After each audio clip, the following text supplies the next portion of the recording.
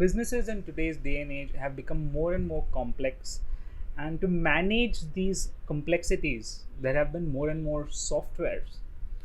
Now, in 2015, I started my first startup, which I managed to scale, managed to sell it.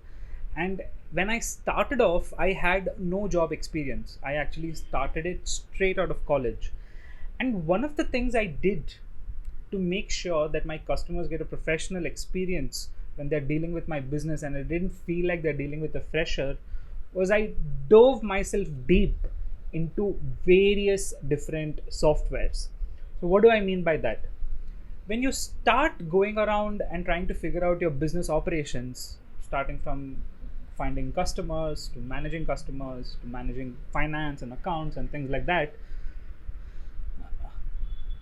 you will come to understand that there is a software for everything. And what I did was to get a quick MBA, if that's the right word, is go through each one of these softwares. I went through each one of these softwares to try and understand how I should build a lean business. In this video, I want to take you through how you can go about building a lean business by leveraging software. Let's get started. The starting point of any business is to find a problem which is existing in the market, or find a problem which you think your customers face. And the simplest place to start for this is Google. Start typing out things which you think there is a requirement for. For example, podcast editing. That's a problem which I think is in the market. And I start going through what's possible or what's available on Google, who are some of my competitors. Not just that, I append that, or I go to Quora.com as well and search for podcast editing. Now, the way I end up using Google and Quora to do market research is see what people are talking about for these specific things. What are they saying as to how they are doing it?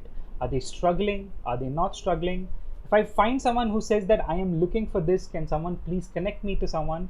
I'll reach out to him and ask him that, hey, I can probably provide this product or service to you. Google and Quora are a great place to start with your market research, but it's not over there. Over here, you're establishing the problem. The next thing you got to establish is there a large enough market for this particular problem? And the way I have done that in the past is look at Facebook ads. This is me logged into the Facebook ads manager. And in this, I can check different demographics, different details which I can have about customers, about who I think my target customer is.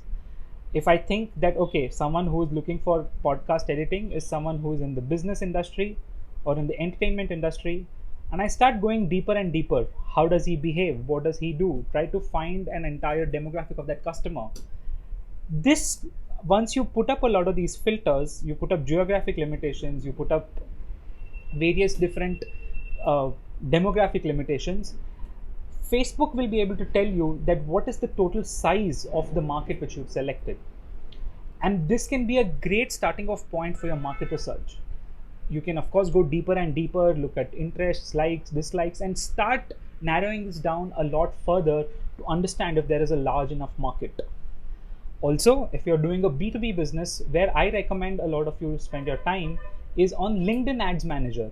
Again, for free, once you start diving deeper and deeper into the different audiences which are available in LinkedIn, the job designations of who you think your target customers are for whatever product or service you're offering, start figuring it out and start, selecting who these guys are. And once you do that, LinkedIn will give you the total audience size. And this again is a great jumping off point to do market research. Now, once you have done market research, you need to figure out how these customers will discover you. A good place to start for me has always been Google Ads.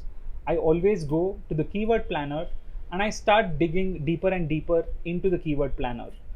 This will give me the total search volume for some sort of services. For example, for me, it's podcast editing. And I can see what is the total number of searches for a given location, for a given geographic, and if I have to rank on top of that, how much it will cost me per click. 11 to 40 rupees. I have low competition. The search volume is also quite average. Google Ads will help you give an understanding of attracting a lot of inbound traffic The best combo to have is a high search volume greater than say 5,000, 10,000 searches a month, and a low competition wherein very few people are targeting that keyword. If you have that combo, you actually have a market opportunity. Again, using software, you can take a much more informed decision rather than just relying on your gut. Next, after you start running Google ads and maybe building a website, to figure out communication and figuring out how customers are going to find me, any website platform which I end up creating, I'll have to answer a lot of things while I'm creating that page. What is my service about? How is it different from the competitors? What am I about? Why should someone work with me? All these things will help you communicate what your business is all about, and this activity will give you a lot more clarity. Forget about your customer as to what you're actually doing. You have Google ads, you have your website, and the next place to spend a lot of your time is managing these customers. I personally, to understand the sales process, wherein I had leads coming in and I was not sure how I should be handling them, I learned a lot of what I do for my sales process through Zoho CRM. There's a lot of different CRM softwares. I just found this first, and I found a lot of documentation where for free these guys were teaching me a lot of things. Their knowledge base section was something which I spent a lot of time on, their webinars and their knowledge base section. And in this process, I was able to understand that what a sales process looks like. You have leads when they are interested in your product and service, they become contacts, and each contact will have some potentials or opportunities. And these opportunities go through different phases. You have an opportunity where you're doing need analysis, where you're sending a proposal, where you're negotiating, where you're either winning the deal or losing the deal. And tracking this entire thing, I learned a lot of it by using Zoho CRM consistently and engaging with a lot of their content. Now that you've understood, okay, this is my target market, this is how I'll acquire my customers, this is how I'll manage my customers, what next? What about the actual product or service? On understanding how to find customers and manage them, I'll now spend time on figuring out, okay, how my product or service will be built. If I'm building a physical product, I really suggest you look at AutoCAD and look at Autodesk Fusion 360. Now, I'm not asking you to design over here. What I would suggest is go through these softwares, see some of their overview videos. And what will end up happening is when you do approach a hardware designer, it'll be a lot easier for you to communicate and understand what he's trying to say. And the best part is a lot of the content to learn is absolutely free. You don't have to spend a single penny on it. So I would suggest going through Fusion 360, which is an industrial design software. They also have in electronics, simulation, manufacturing integrated into it. And when you do approach a designer for you to design the software, you will be in a much better place, having spent just a few hours, about say 6-7 hours, on understanding how Fusion 360 works. The best part is a lot of the principles which you will learn need not apply to the software which your other designers will end up using, but you'll learn principles of design. And that's how I did it. I tried to figure out that, okay, this is, if I have a physical product, what all is needed? How should the design be? What all is needed for manufacturing it? Even before I approached the manufacturer, I understood that the manufacturing process is going to be like this. Now, the details and the nuances will always come with experience, and experienced designers and manufacturers will know. But you will not end up getting taken for a ride if you've done your homework. If you're looking to build a web product, a software product, if you have access to a software engineer, nothing like it. If you are a software engineer, nothing like it. But if you're someone like me who doesn't know how to code, I would suggest checking out Softer. It's a no-code tool. It's really simple. And what ends up happening is, even if you don't end up using this for your final software, the thought process and the activity behind building portals, behind building these screens and these communities and these marketplaces, or whatever you want to call it, will force you to think about your business in ways which I'm sure you wouldn't have thought of. And it'll become so much more easier for you to work with a tech team, an outsourced tech team. So I spent a lot of time understanding, okay, this is what I would need from a particular software. After this, say you decide to go for a service-oriented business where you have to spend a lot of time on recruiting. I spend a lot of time on two specific softwares to understand recruiting. One is Workable. Workable is a recruiting software, and second is Zoho Recruit, again another recruiting software. Now in Workable, if you check out their hiring resources, Workable has some of the most incredible content marketing material for any sort of recruiting, ranging from different job descriptions to what are the hiring scales, what are the recruiting trends, and Workable will give you a lot of information on it. But as a software, because Zoho Recruit had a free plan, I ended up learning recruiting process through Zoho Recruit, sourcing talent, figuring out background checks, building a pipeline, and then continuously, interviewing candidate at a stretch, creating some sort of a objective method of evaluating your candidates. And all of this I learned when I understood how the Zoho Recruit software works.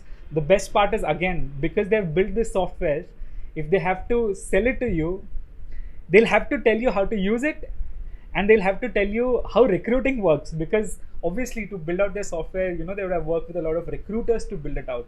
So this is an advantage which you can take to learn recruiting as a crash course in a very practical application where you're actually executing it right then and there. Moving on, if you end up working on some service businesses with some long-term projects where there's a lot of things involved, I learned project management through Basecamp. So Basecamp is an incredible piece of software. I discovered their software when I read this book called Remote. I highly recommend it. I'll put the link in the description. But when I started learning and understanding how project management should work, it really helped me clarify and make clear in my head what it really takes, to execute a long-term or a short-term project. Simple things like maintaining proper tasks lists, maintaining proper schedules, having continuous automatic follow-ups, keeping everyone on the same page, putting everything on paper. A lot of these things I learned just because of Basecamp, not because, again, I never went and took a project management degree. I learned it by using this software. It was a very practical way of learning, and I suggest there's tons of project management softwares. Whatever you end up, if you're in my place and you're starting off your business, or if you're if you have been running your business and you want to organize it, learning project management through a software like Basecamp can really help you have better sleep. Obviously, one of the most important things of why you would end up starting a business is finance, is money. And I came from an engineering background. I am an industrial engineer, and to learn finance was actually quite a task for me. But again, similar to a lot of approaches which I took in the past, instead of trying to learn the theory aspect of it, which they actually taught us in college, I had financial management as a subject, but I never took keen interest in it. What I ended up doing was using Zoho Books, and specifically using a lot of their reports is when I understood how finances work. Now I ended up using Zoho Books for creating commercial estimates, for creating invoices, for building reports, for tracking expenses, things like that. And in this process, I was able to understand that how does business financials work. And again, Zoho Book has an incredible free plan. I urge you to check it out if you haven't already. But these are some simple ways of learning fundamentals of business to build a lean organization. And if you notice, everything I've spoken of here, I haven't mentioned, or I haven't spoken of hiring more and more people to do the business side of things. People, in my opinion, should be hired to work on products or services, and the management of the business should be as lean as possible, with as few managers as possible, and using softwares and tools to try to do that. So this was the approach which I took for my first startup, which I built and sold over a 4-year period, and for the startup which I'm working on right now, which is OneWork. And if you haven't checked it out, I will try to leave some links in the description. We run an online media business. We have YouTube channels with over 30,000 subscribers. We help brands build their video content. But even for this, the way we've managed to make sure that our organization is lean has helped us focus on what really matters in the business, which is adding value. Thank you all for watching. See you in my next video.